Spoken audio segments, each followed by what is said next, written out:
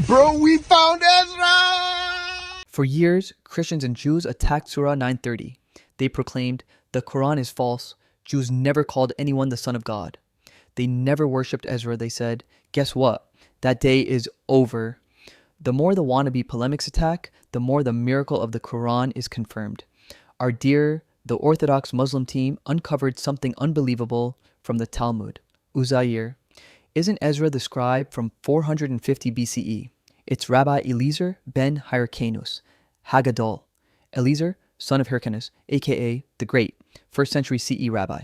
So then the root is azara, and it's the same root in the Hebrew as well, azara, which also has the same meaning of to help or to support. So as I mentioned, the word there is in the diminutive form, from azara to uzair. This is what we call a diminutive, making something smaller, making something little. Listen to this, Tractate Bava Metzia 59b.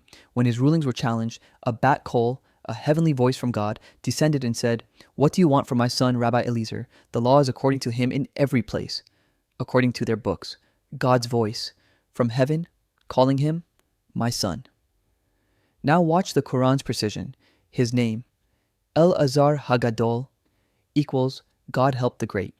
The Quran deliberately removed El, God, and consciously removed HaGadol, the great, from his name, giving Uzair, just the help, no more, God helps and the great, making it small, humiliating the title. Why? The succeeding verse 931 explains the structure. They took their rabbis as lords besides Allah and the Messiah, son of Mary. Christians elevated Christ. Jews elevated rabbinic legislative power. And who is Rabbi Eliezer HaGadol? The sixth most cited sage in the entire Mishnah, out of hundreds of rabbis. Around 300 binding laws recorded in his name, laws that govern Jewish life to this day. Agricultural tithes, poor man's tithe in the sabbatical year, Shabbat regulations, what liquids you can squeeze, how to save food, ritual purity laws, women's menstrual laws, court measurements, and many more. Judah Hanasi, the compiler of the Mishnah itself, ruled that halakha is according to Rabbi Eliezer. His rulings are binding law. On his deathbed, Talmud Sanhedrin 68a states, his arms were like Torah scrolls being rolled up forever. His knowledge was so vast that his students took from him only like a dog lapping the sea. The oceans couldn't write his words, a description set aside for God alone. This is what Quran 9:31 means. Christians made the Messiah a lord through worship. Jews made their rabbis lords through legislative authority. Their halakha became divine. Their rulings became sacred. Their words became law that binds millions. And the heavenly voice called Eliezer HaGadol my son, giving him divine legislative status. The Quran didn't make an error. The Quran exposed Shirk. It diminished his exalted title. The Quran was right.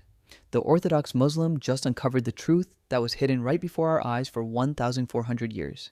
Baked. Now, how does the Quran interact with this name? It's interesting because in the Talmud, he's not just known as Rabbi Eliezer. He is most known by the title Rabbi Eliezer HaGadol, which means Rabbi Eliezer the Great. Now, if you're starting to put two and two together, his name is Rabbi Eliezer the Great. Rabbi, God helps the Great. Allah takes away the word God from his name, keeps the root azara, and makes it diminutive form.